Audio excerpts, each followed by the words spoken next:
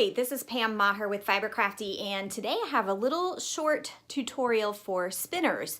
And this is something that I learned recently, and it was almost life-altering, and I thought that more people should know about it. So I made a quick tutorial, which I'm going to show you as soon as I finish this quick introduction. I can't take credit for this. This is something I learned from Jillian Marino, and she is the author of this book, Yarn and Texture, which is a great spinning book.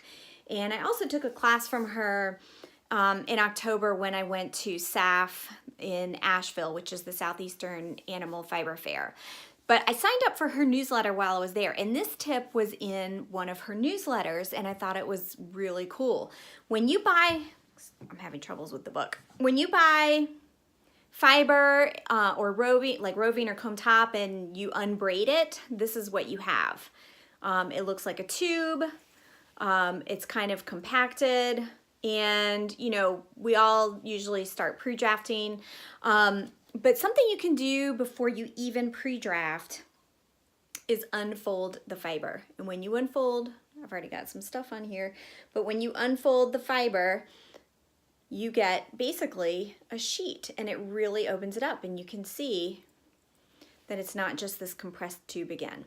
So I thought this was really significant, and that it will make a difference in my spinning, especially during my fiber prep. When I'm splitting fiber, I'm not ever good at getting it even, or even when I'm doing preparing for a fractal spin. So just stay tuned, and I'll show you a quick tutorial, and I hope that you find it as helpful and interesting as I did. Thanks so much.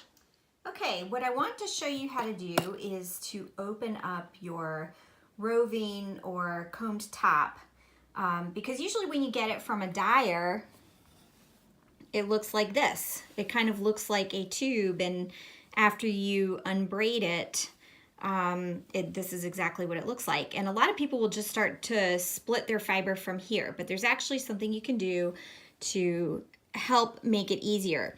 And if you notice, there's kind of a seam running down the middle because this fiber has actually been folded through the process. And when you open it up, it looks like this. So this hasn't been pre-drafted at all or pulled, it's just been unfolded.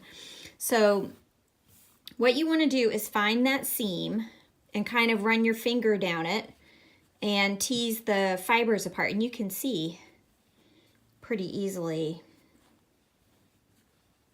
how it just opens right up.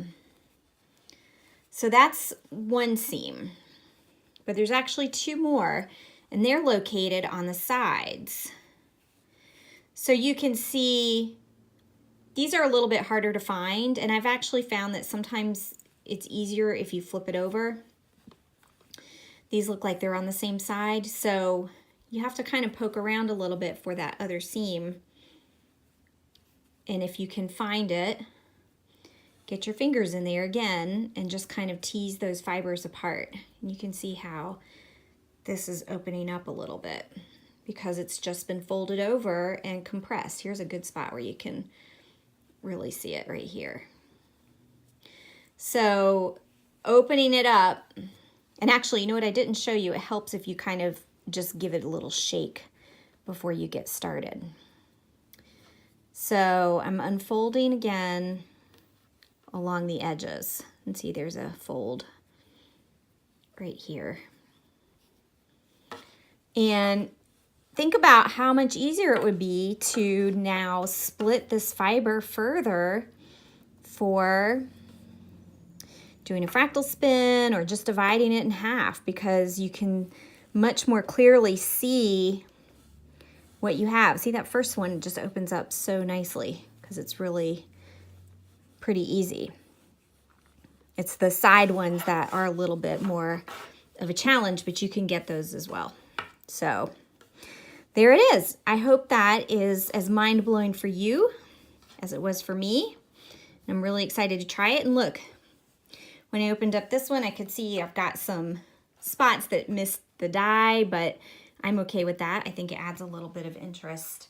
So when you open it up, you might find some surprises.